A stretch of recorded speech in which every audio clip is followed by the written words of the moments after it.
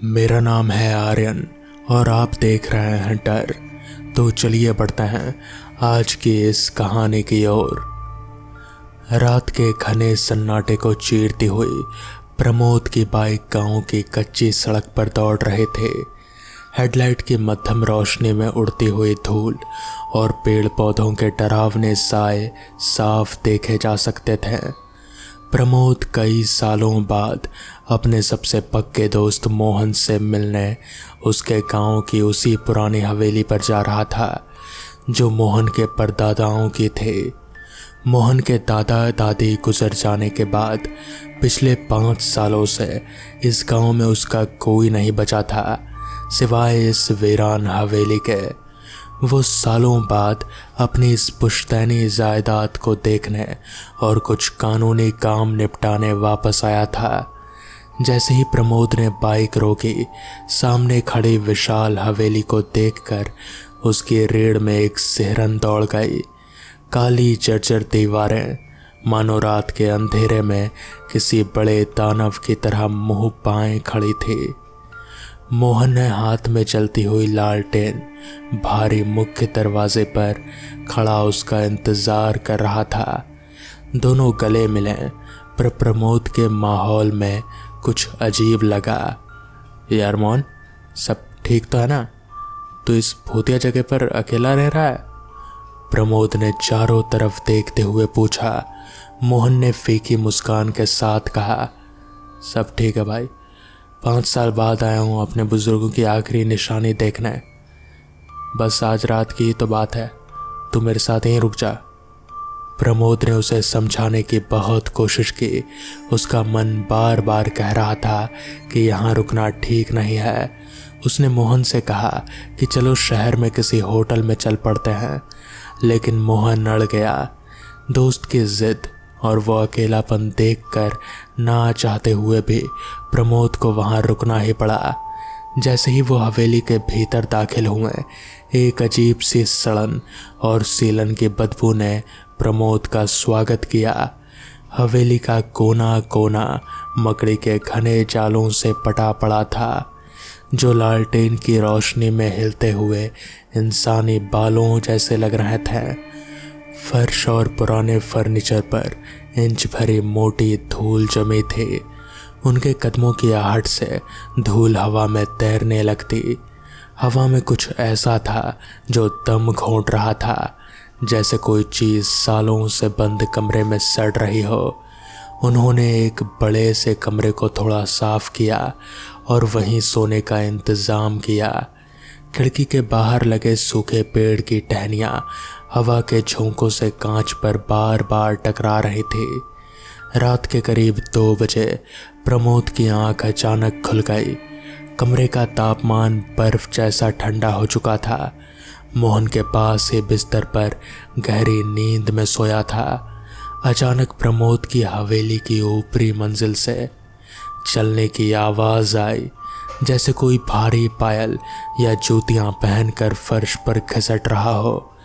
उसके माथे पर पसीने की बूंदें चमक रही थी। वो उठकर बैठ जाता है, तभी सीलन भरी बदबू अचानक बहुत तेज हो जाती है, मानो कोई सड़ती हुई लाश उसके बिल्कुल करीब आ गई हो। प्रमोद ने मोहन को उठाने के लिए हाथ बढ़ाया, लेकिन तभी कमरे का दरवाज़ा पूरी तरह बंद था। वो धीरे धीरे अपने आप खुलने लगा। दरवाजे के बाहर से घने अंधेरे में प्रमोद को एक इंसानी आकृति खड़ी दिखाई दी। उसकी रीढ़ की हड्डी कांप गई। वो कोई औरत थी जिसके बाल बिखरे हुए थे और वो अजीब तरीके से एक तरफ झुकी हुई थी। प्रमोद के हलक से आवाज़ नहीं निकल रही थी। उसने अपनी पूरी ताकत लगाकर चिल्लाने की कोशिश की, मोहन उठ यार, देख बाहर कौन है। पर मोहन नहीं उठा। प्रमोद ने जब मोहन की तरफ देखा तो खौफ की एक लहर उसके बदन में दौड़ गई।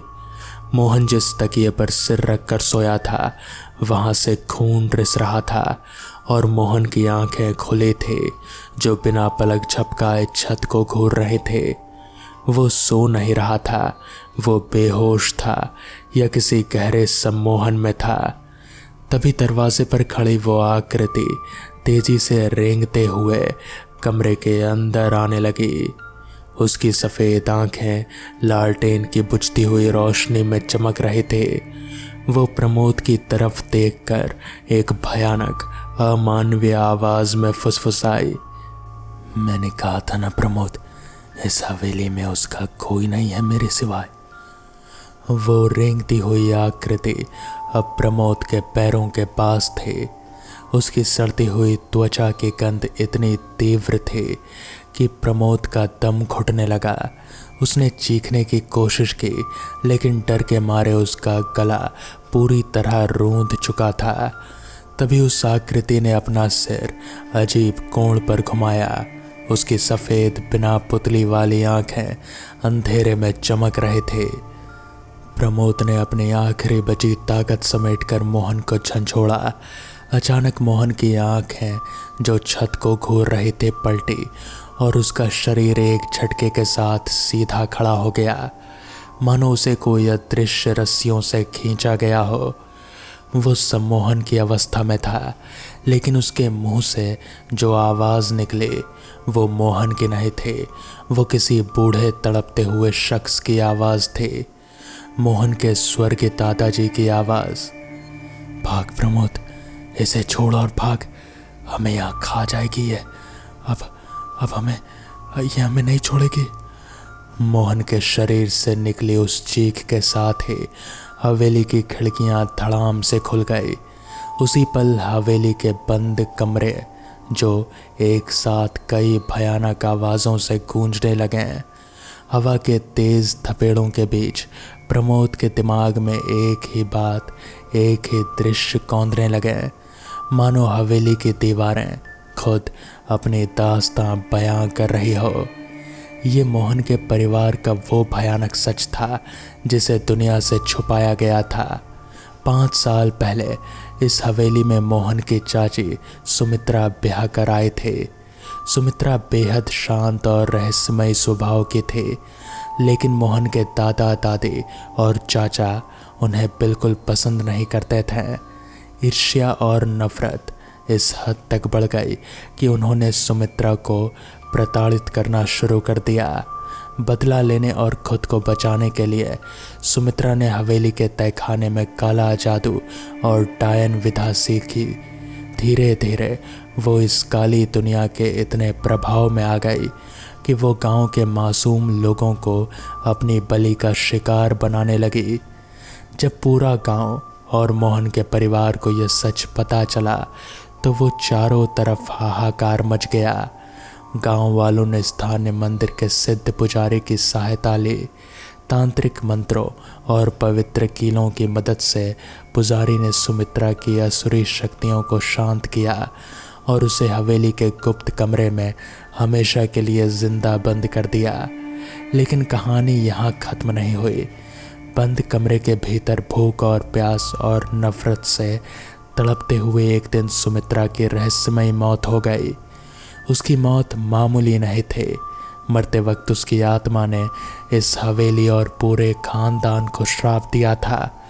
मौत के बाद भी उसकी रूह और भी ज़्यादा भयानक और शक्तिशाली पिशाचनी बन गई। एक एक करके उसने मोहन के दादा दादी और चाचा को तड़पा तड़पा कर मार डाला।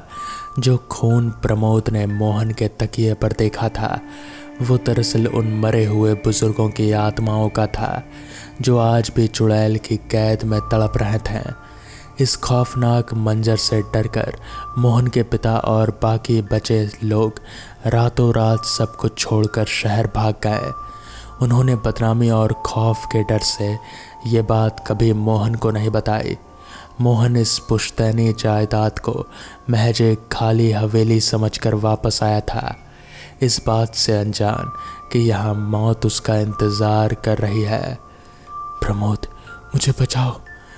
मोहन की असली आवाज़ वापस लौटी, लेकिन तब तक बहुत देर हो चुकी थी। सुमित्रा की चुड़ैल ने अपने लंबे काले नाखूनों वाले हाथों से मोहन का गला दबोच लिया था। वो हवा में उड़ने लगा। प्रमोद ने देखा कि दीवार से कई अदृश्य हाथ निकलकर मोहन को अपनी ओर खींच रहे थे। माहौल पूरी तरह रूह कपा देने वाला था। हवेली का फर्श हिल रहा था, मानो भूकंप आ गया हो।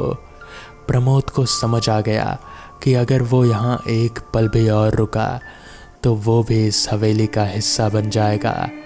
उसने पास पड़ा लालटेन का तेल फर्श पर फेंका और माचिस जलाकर आग लगा दे। सुमित्रा की रूह आग की लपटों को देखकर पीछे हटी और एक डरावनी चीख मारी। उसी धुंध और आग का फायदा उठाकर प्रमोद ने अपनी पूरी ताकत से मोहन को उसकी गिरफ्त से झटका और उसे अपने कंधे पर लाद लिया। वो बदहवास होकर हवेली के मेन दरवाजे की ओर भागा। पीछे से सुमित्रा की भयानक हंसी गूंजी। तुम दोनों यही मरोगे। इसकी गूंज उसका पीछा कर रहे थे।